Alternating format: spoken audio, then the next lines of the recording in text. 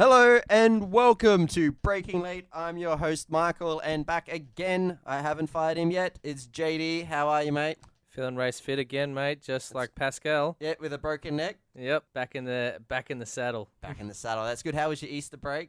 Good. Yeah, got plenty of fishing in. I fished fishing. every day. Yeah, I bet you did. I did. And you can tell by my suntan. Yeah, he's got the sunglasses, the raccoon, panda bear look. raccoon eyes over here. Yeah, no, I had a lot of fun. Caught up with family a couple of times, and yeah, it was good. It was good. I was a recluse. I just stayed at home, Relaxed. watched racing. Parents were away. They only landed back in Darwin. They went to Europe, so I had no family here. It was great. Stayed at home. Watched some racing. Yeah, I managed to squeeze in a bit of that over the weekend as well. It was good. Just a little bit. There was lots on. Oh, not lots. There was the Formula 1 and the Bathurst 6 hour. You gotta be honest, I forgot about the 6 hour at the start. And then I was like, oh shit, it's on. Posted a link to our Facebook page, so I hope you guys did see it and watched it. It was great. I watched a little bit of it. And then, to be honest, I was busy working on our YouTube page. Plug. Check it out. We're all on YouTube, every episode.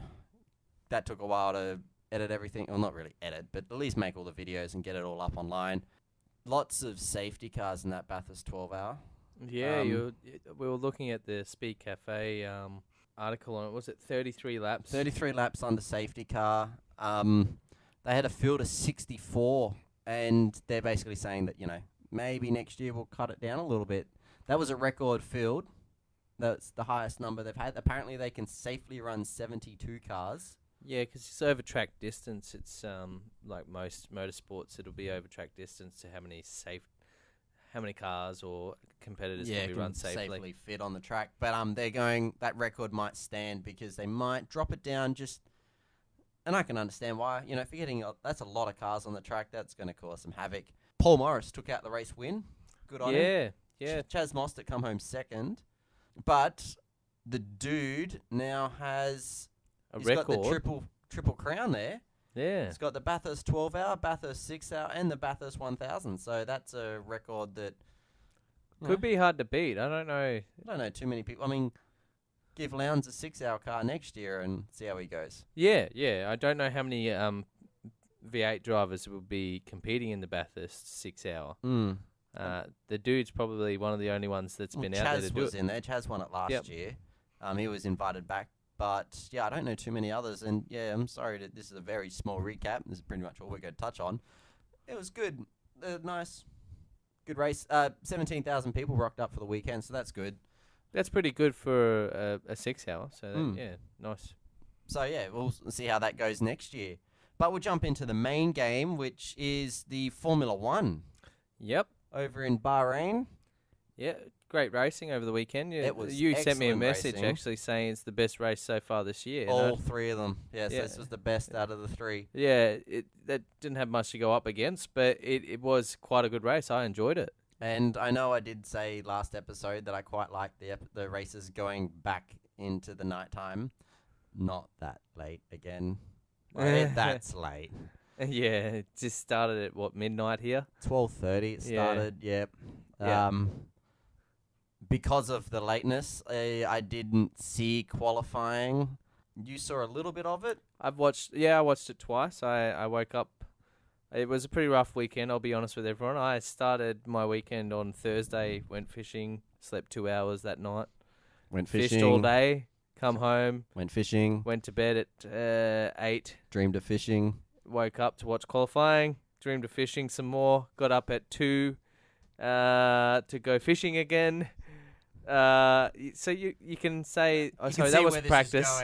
That was practice actually, and then on Saturday night, I had been fishing all day. I didn't get home until 8:30, 9 o'clock.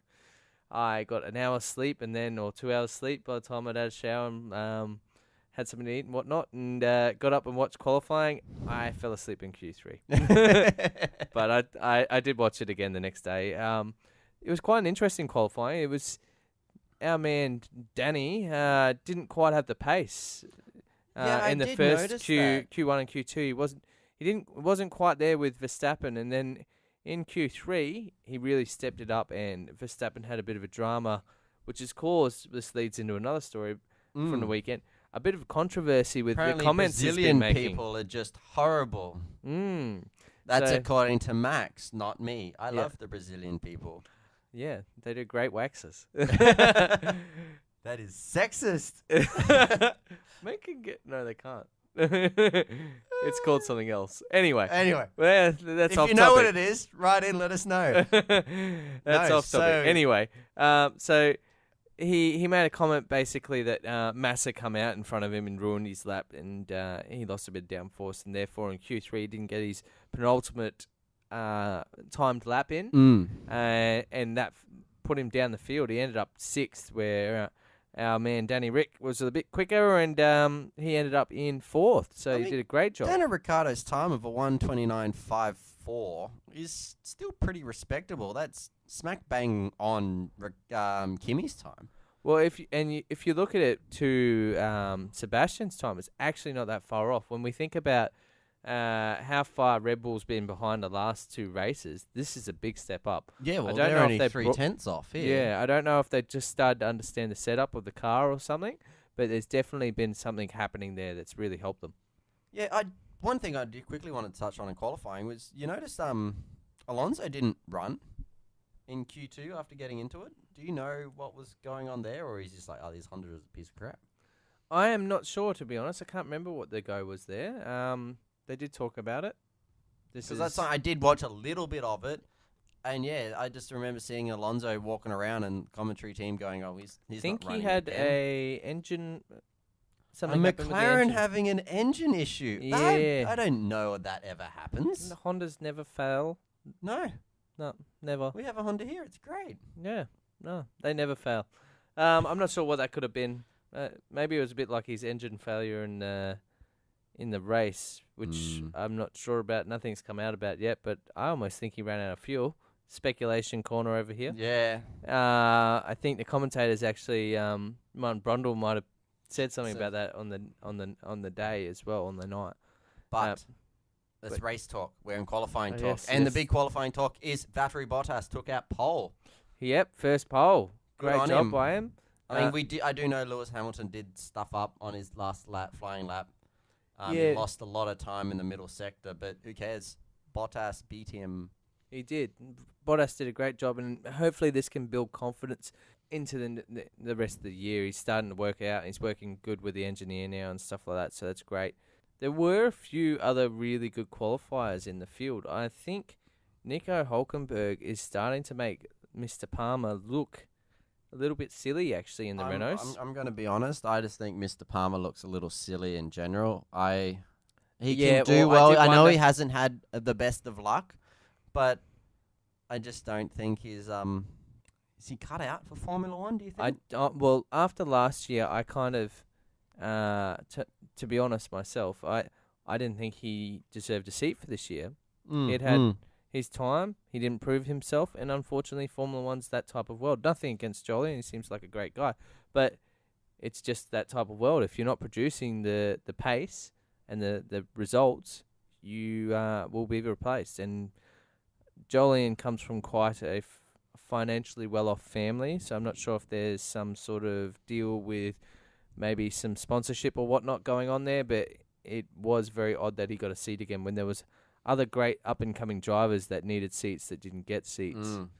But yeah, I'm not sure. But yeah, no, Nico Hülkenberg did a really Really good job. He's driving the wheels off that Renault, so he's doing great. Pascal did a great job, actually, coming in For his first race back. Yeah, Yep. first race back, getting in Q2 and doing an excellent job with especially the like Sauber. we did say at the start, he does have a broken neck.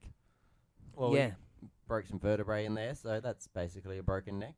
Yeah, his injury was a lot worse than they first released. So it's good to see him back in the car and looking race fit and doing great. And we'll just jump over to the race. Well, what do you say? Best race of the season. The finger's back. The finger is back. Yeah. Ferrari, pretty dominant run, to be honest. Yeah, once they got in I front, their race pace is quite good. Lewis was hunting him at the end of the race, but I think Sebastian was doing his good old what he did back in the Red Bull days and just controlling that race. He didn't need to do any more, so he didn't. Sebastian backed off so much in that last that last stint. I don't have the post up here, but someone did pretty much yesterday on Reddit. They posted up. This is how you can see how much Vettel backed off in the last stint and how much he conserved to actually, like, no point blasting away at the start of the stint, using up all your tires and fuel, and then Hamilton actually might have caught up, and then go, shit, I got nothing in the tank to support it. You might as well just hold it back, keep that gap as best as you can, and then use your artillery when you need it. Yeah, he's a great driver, so he was showing his skills of being able to control the race, and he did a great job. Lewis made it a bit interesting. He made it good, a fun race to watch towards the end, as he was hunting down Sebastian, and that was good. That actually brought a bit more excitement to the end of the race. I mean, so Lewis Hamilton got the 5-second penalty for holding up Ricciardo into the pits, which you can really see it. You can. When you watch the onboard from Ricciardo, where you just because when you watch it from the outside, you're like, you can't really tell. But as soon as you actually see, when you got these onboard cars, you notice how much braking they actually have in these cars. Yeah. Because he's like, boom, and then Ricciardo's all of a sudden right up on his gearbox. And then, it's just... and you can see Ricciardo probably does the right thing of making it look more dramatic by he's swerving like he's going to overtake him. Like, what are you doing? And... are you broken down? I'm going to go around you. Bit cheeky of Lewis. He was, to be honest, it wasn't helping himself. It was probably helping Ferrari. Well, it was helping Bottas get out in front of Daniel. Yeah. But, bit cheeky. Do you think Lewis Martin did Brundle that called it pretty for quickly. team or for him? No, for he himself. just didn't. Yeah, that's Hamilton. It was a problem with V8s a couple of years ago when we started getting a lot of stacking. People started to hold the field up as they were coming in, and they but I like the V8s. You're gonna get one bloke at the back's like, I'm gonna do 40 and just push everyone along. Yeah. So it was they canned that pretty quick. Massa drove a really good race. Massa's doing pretty good on his return out of retirement. Yeah, I think he did great. To say that. Yeah, Massa's retired and he's back. He had a longer retirement as everyone else had a winter break. So yeah, and I think he's doing a great job. 6 for them was very strong. Lance Stroll had another shocker. Another DNF. I mean, this one wasn't his fault. No. This one, look. Yell at Carlos. I'm not sure what Carlos was thinking. There was a bit of a Carlos. Yeah, it was a bit of a Pastor Maldonado reoccurrence happening there. It almost was. You could flip the cars hitting him into there. Yeah, it was a bit silly. I'm not sure what he was thinking. A bit hot-headed and thought he could bully Stroll out the way. Maybe. Did you see Stroll in the post or mid-race interview when he's in the back paddock? Yeah, he was not happy. About to cry.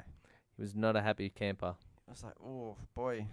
He's now had 3 really bad race weekends.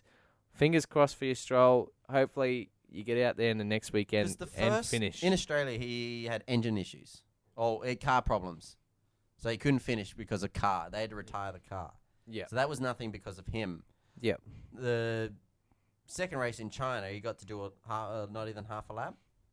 He got hit by Sergio. And then this one here, what lap was it? It was about halfway through. No, it was early. Was very early. Even here on the results is 0. Oh no, that's Stoffel Van Dorn. 12 laps. Yeah, he was what caused the safety car. So they collided at turn 1. We should probably explain this to everyone. So Carlos come out of the pit lane, and we all know how the track is there. So basically, pit lane enters on the inside of the run into turn 1. And sort of pushes you straight onto the apex of it. Exactly. So your closing speed on the apex is quite high, and there the angle that Lance was going to turn in from was quite wide. So it leaves a big gap for you to end up on the inside. Both of you are not going to make the apex. You can try, and that's what Carlos did, and it ended wrong. It buggered both their races. Both cars DNF'd. Crofty. Yeah. He said something to Martin Brundle going, should have Lance seen Carlos and given him a bit more space. And Crofty Crofty. See, now I've got Crofty in my head. Martin. Martin Brundle was pretty much threw that straight back in his face, going, "No, that is purely Saints' fault." Even thinking that Lance Stroll is still a rookie. Yeah. This is his maiden year. You should probably give him more room. Exactly. He's probably focused more on what he's doing than what's around him versus someone like Alonso, who could probably race with one eye taped shut and one hand behind his back. Well, McLaren's making it pretty bloody hard for him to begin with anyway. Yeah. Talking about Alonso, I guess we can touch on him now. You want to touch on Alonso? Well, he has that fabulous voice of his. That was a hopeless impersonation, but that's your impersonation. Fabulous. Yeah. He did a great job. No, Alonso is turning into be one of my favorite drivers on the grid at the moment. This season, he's entertaining on the radio too. He really gives it to him. I kind of feel bad for his race engineer. I hope his race engineer is just like, I know this isn't for me. Especially that the message where they're going, Alonso. Well, first Alonso was going, he was 300 meters behind me on the straight. How can the car pass me? And then they're going, we're looking into it. We're thinking about going to Plan B. What are the tires like? What do you think? He's like, who cares? Go to whatever you want to do. Do whatever you want. Does that sound like a defeated man? It sounds like an angry man. Maybe not so defeated, but I think definitely there's a lot of anger in there. I think what's happening with the Indianapolis deal for him. Yep, well, we're going to touch on that afterwards, but we might as well touch on it now. Yeah, while we're touching on things. So Alonso's going to be running the Indy 500 in the Indy car. Yeah, you guys would have seen it because I posted that up on our Facebook page literally within the hour of it breaking. Big news. For him to race this race, he's got to give up on one of the best races of the year in Formula One is Monaco, yeah. But they're not going to win Monaco. No, they're not going to win Monaco. He's got more chance winning Indy 500 than he does winning Monaco. This is true. The new cars are very hard to follow. He's probably going to be mid-pack. It's probably going to be a pretty ordinary race for the McLarens. So. Well, let's be honest. Monaco is a track that if they try to implement it now, wouldn't happen. Is there purely because of the rich and glamour and it's like home race to 99% of the drivers because they all live there for tax reasons. Yeah, and it's the history as well. It's one of the... And I'm not... I might sound like I'm rubbishing the course. I'm not. I quite like it. But that race comes down to Q3. Yeah. Or race strategy. If your team forgets your tyres, then you might lose it. This is very true. I've seen that happen once before. Yeah. Yep. Yep. All right. Remember Red Bull. Don't forget the fucking tyres. So he's going to be missing Monaco, and guess who's stepping in? JB. Yeah. Did you say JD? Oh, I didn't. JD. Yeah. JD actually got an email from McLaren on the Breaking Late at gmail.com saying, JD, can you drive for us at Monaco? And I said, I don't know if I can be race fit. They said all you got to do is get your super license and you got it. Yeah, that could be difficult. It's either you or JB. So, yeah, maybe that was JB. Maybe they just accidentally typed in JD. Yeah. So that's great to see. Jensen's going to be back on the grid. It'll be nice to hear him over the radio. Maybe he can slide some of his sats in there too. Well, there was a photo of JB at Coachella on the weekend. He posted up on Instagram, and I was like, "Careful, Jensen. Got to go racing in May." Yeah, I hope he pees clean. Yeah. I mean, not that we're condoning anything that happens at Coachella, but some shit goes down at Coachella. But he looked like he was having a great time, and I know he's broken up with his wife, but there was some other girl all over him. Yeah, he looks happy. He looks like he's enjoying his retirement. Definitely. I'd love to be able to retire at Jensen's age and be like, I'm retired. Yeah, he does have a pretty good lifestyle, I reckon, now.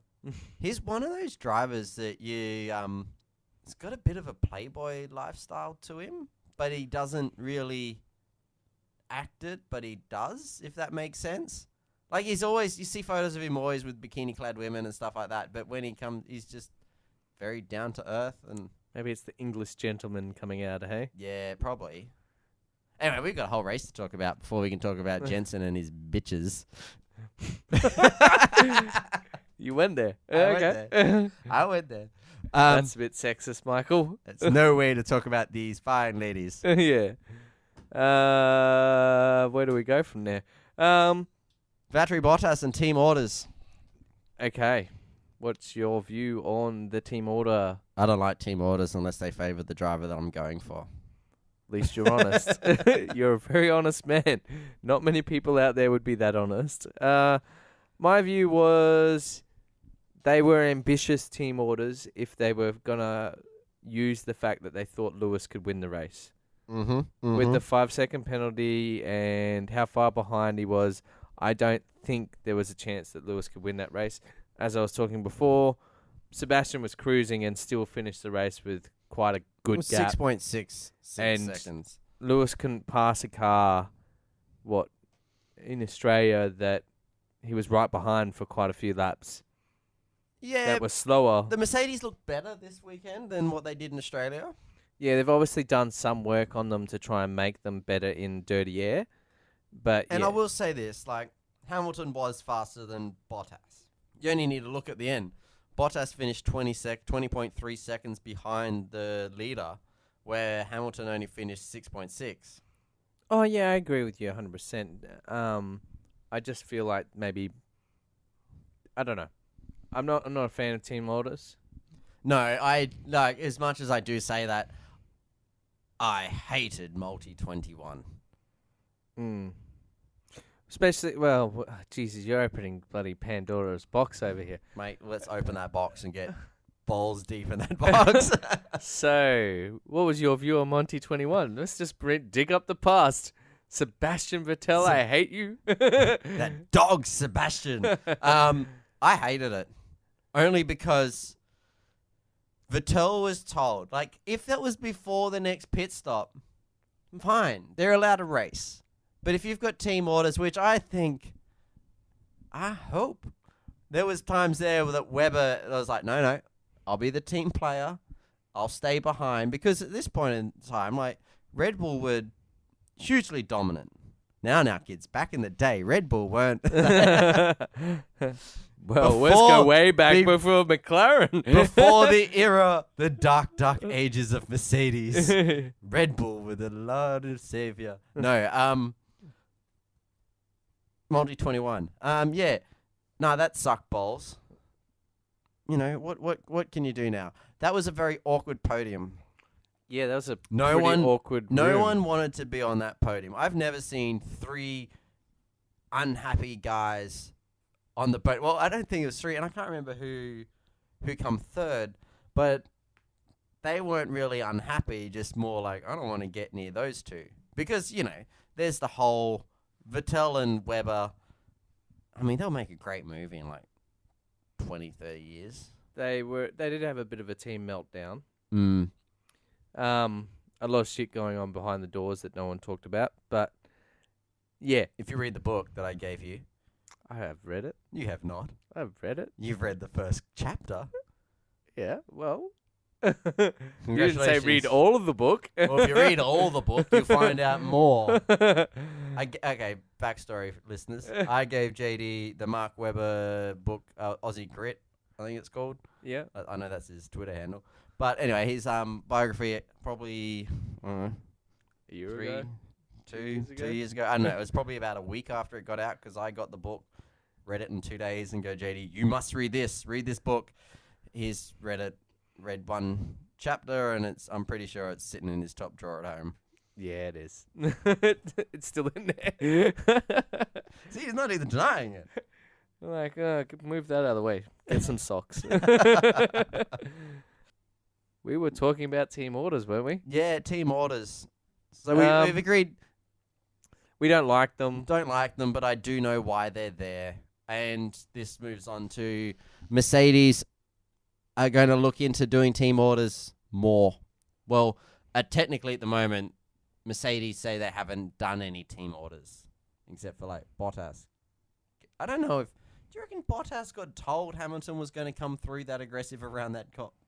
Bottas lifted to let him through. So maybe it just looked a lot more violent on camera.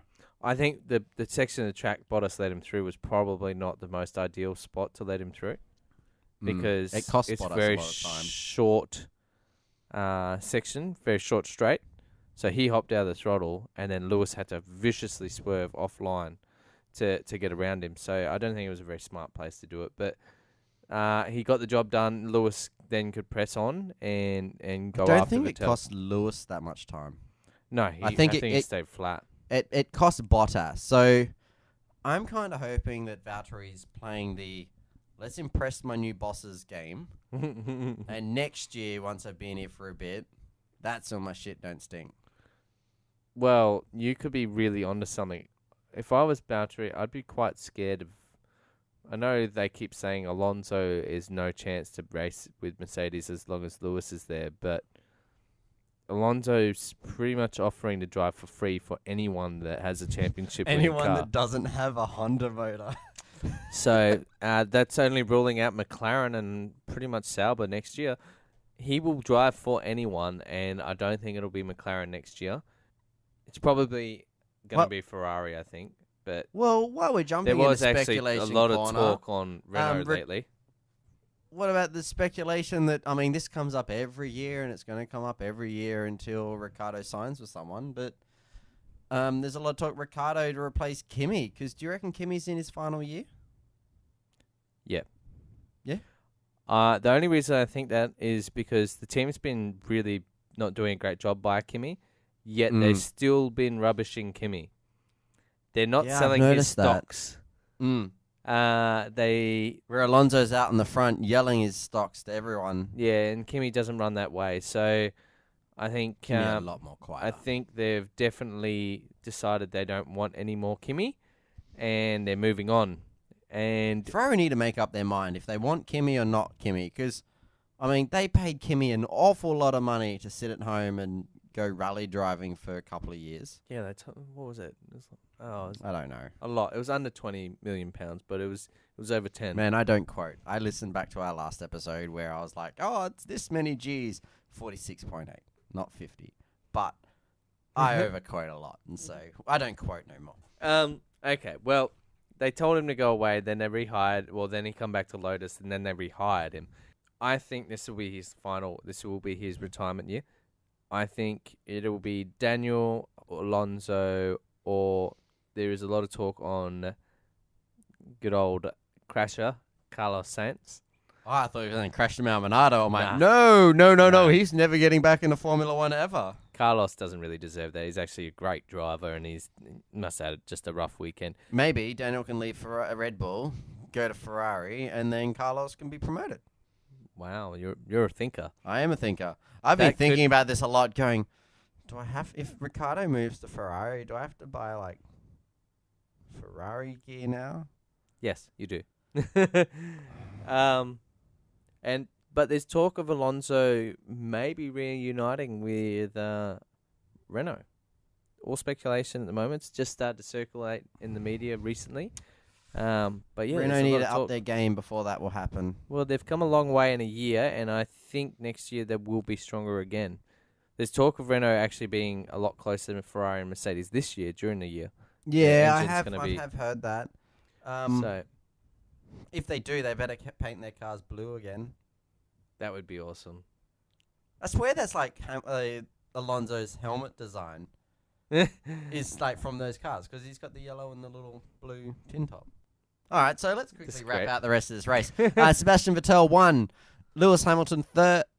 Yes, third. No, Lewis Hamilton second. Valtteri Bottas third. Kimi Raikkonen fourth. Daniel Ricciardo fifth, and Felipe Massa rounding out the top six.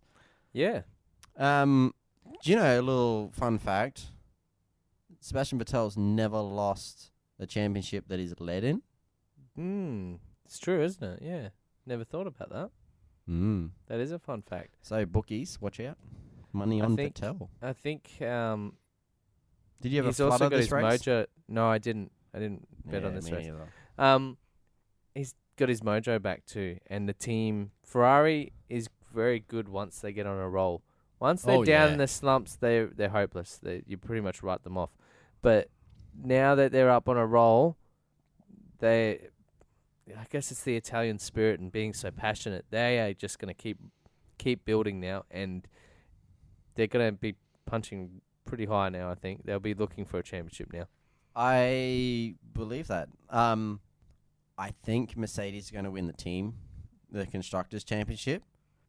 Yeah, well, if because so far, Kimi really, it's been those three on the podium every race. I'm pretty sure. Yeah, if Kimi doesn't lift his game, I think you're very much. That's right. All right. You've put his head on the chopping block. Kimi's gone. Yeah, end of this year. Kimi gone. Look, and I don't think he deserves all the bad rap he's been getting lately. They've Especially made a from few you, bad. who's like basically fired him. Hey, I didn't give him bad rap. I did say that the You team told is him doing he's bad. gone. Yeah, the team's saying he's gone. I'm not. I'm a Kimi fan. Keep on going, Kimi. Keep on going till the end of 2017, and then I don't care where you go. And then make a way for Daniel Ricciardo to come. That would be interesting. It Ricciardo would be in the interesting. Ferrari. I don't know. I don't if know Daniel if I wants could bring to leave myself Red to Bull. buy a Ferrari shirt. Yeah, I don't know. I mean, I just don't want a Ferrari shirt. Oh, come on. Everyone wants a Ferrari shirt. I don't want a Ferrari shirt. I like my Red Bull shirts. Yeah, well, I was Red it'll Bull be before interesting it to was cool. see. I wasn't. It'll be interesting to see what happens with Daniel. I'm really not sure what's going to go on there. It will be a pretty big silly season, I think, this year. There's a couple of good seats up for grabs, and a few good drivers out of contract. Did Valtteri sign a multi-year deal? 1 year. Yeah, see, because they had no time to grab anyone that they really wanted. Exactly. So this is a test year. That's why I was sort of circling back to what we were talking about 10 minutes ago. I think Bottas is basically doing He's doing a 12-month job interview. Yeah, he's doing. Look, I can do what you tell me to do. I'm quick. Yeah, I can do what if you tell me to. I'll be let the him through. bitch, I'll let him fine. through because I want the seat. Because he's gonna be pretty hard pressed at the end of the year. You got people like Daniel Ricciardo and Alonso coming up to the end of their contract who big teams want both of those drivers. Alonso's definitely not lost any of his pace either.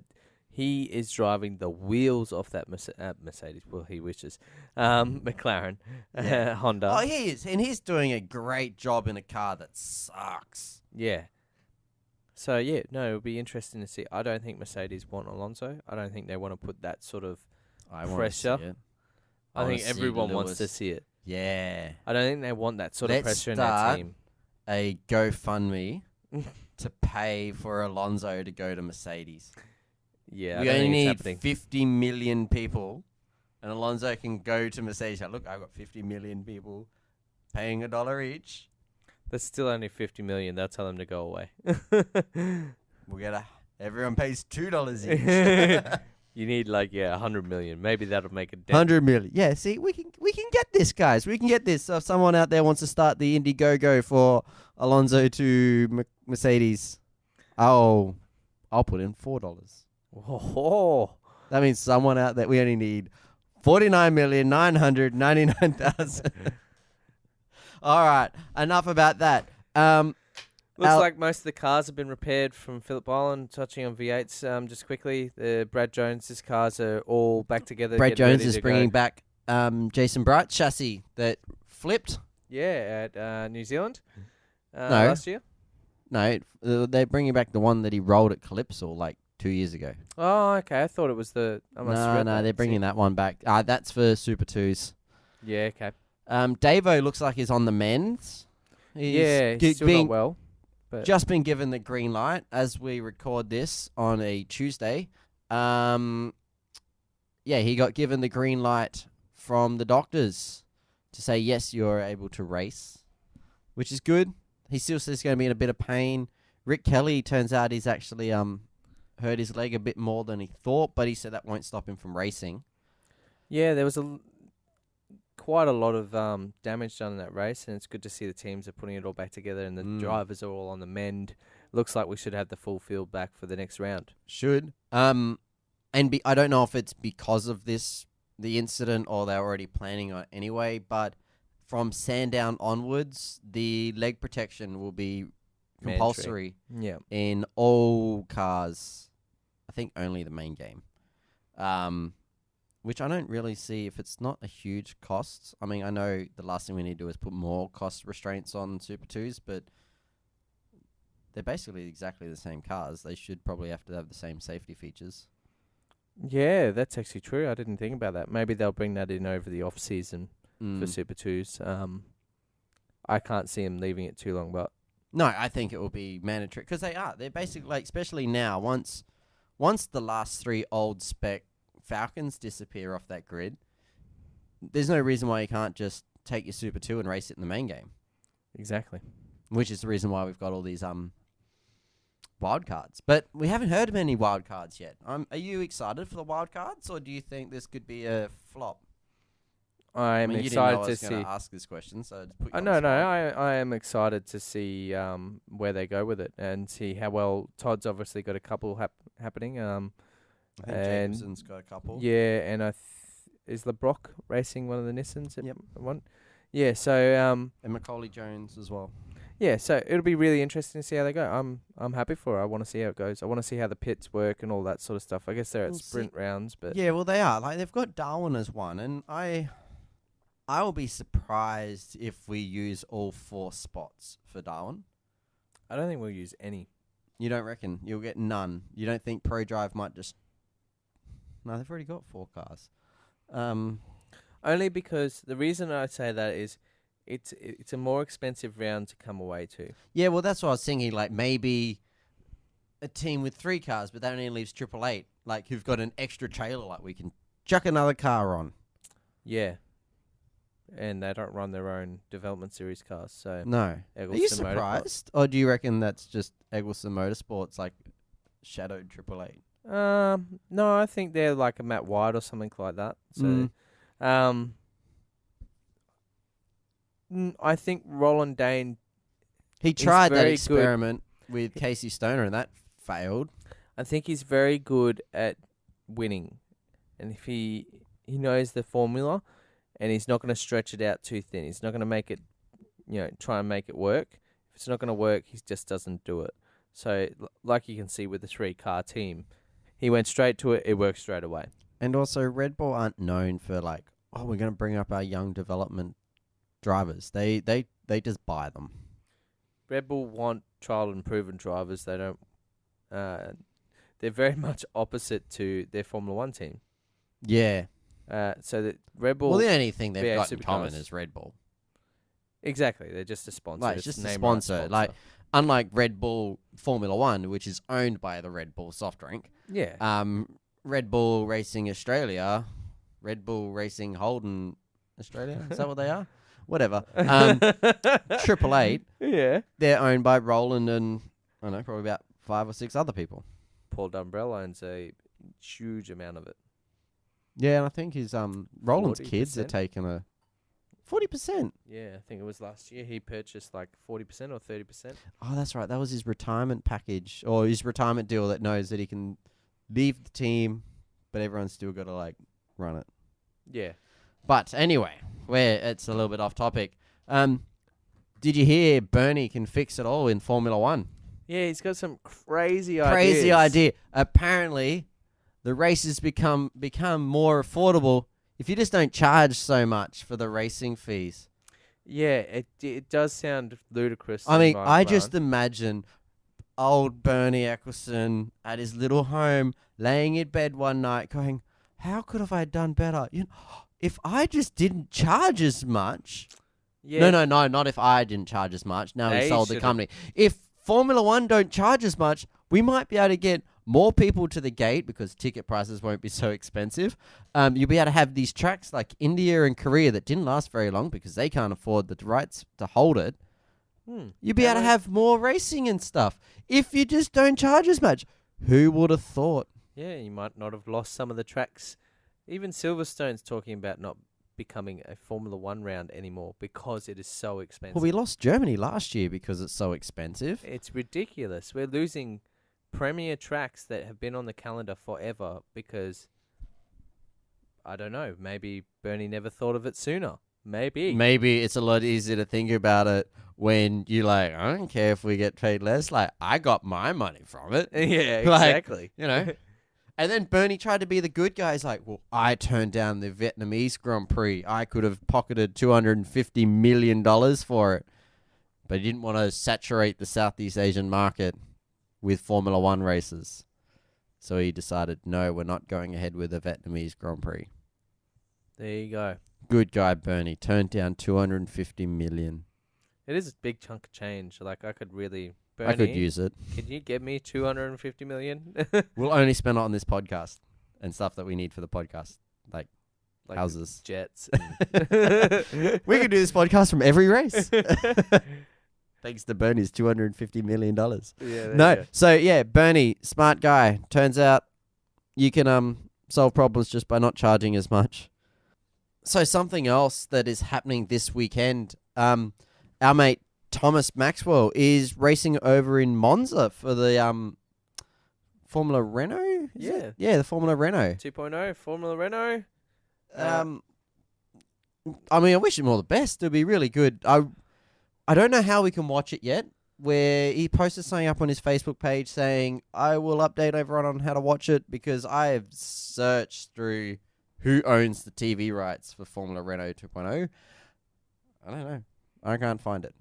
Yeah, So, it will be interesting. Hopefully he posts something up and we'll share that to our Facebook. So keep an eye on that Facebook page and we'll definitely update that once we find out. I mean, do you reckon Thomas will be back at the V8s again this year? I don't know if he'll be racing. I'm not sure, to be honest. He's I don't think he's I don't think he's no longer a Australian-based partner anymore. with Walkinshaw anymore. So it will be interesting. He was racing for them last year. Just a little FYI, we ran into Thomas Maxwell last year at Darwin, where he was a guest of Walkinshaw Racing, and good kid.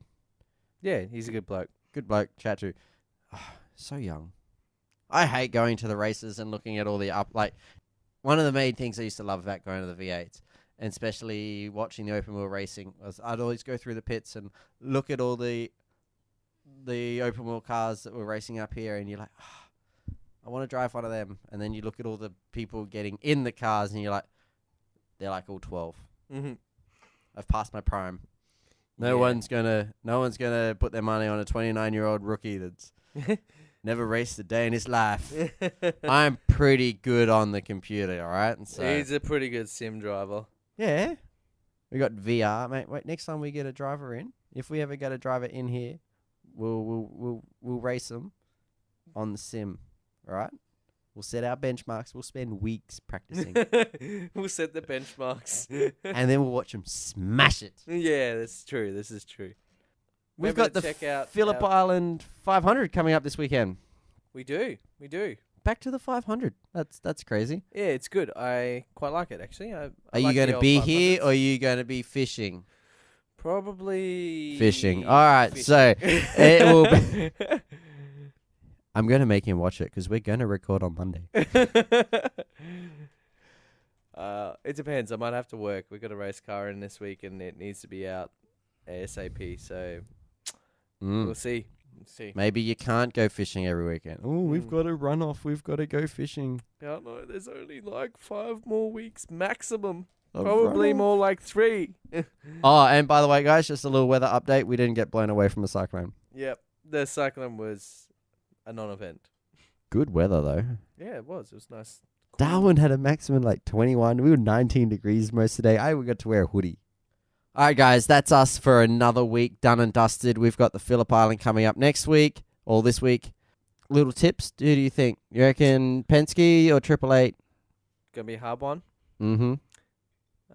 It'd be nice to see some Lowndes form again. Lowndes is good. Track Lowndes for is the good. Lowndes. I think Penske are gonna be strong, but gonna be Mhm. hard to beat. Scotty around there. So Who's your hot pick? Okay, someone's listening to you Scotty. and they're going to put some money on a car. Scotty. Scotty, I think it's about time he shines at Penske. And I think it could be this weekend. I'm going to go SVG. Yeah, the Giz. The Giz. I think he just needs another race win. He hasn't had enough. He's only had 2. Well, 3 actually. This year. Yeah. Just this year. Yeah. But no, I think he's still on form, and I think they're going to be pretty hard to beat.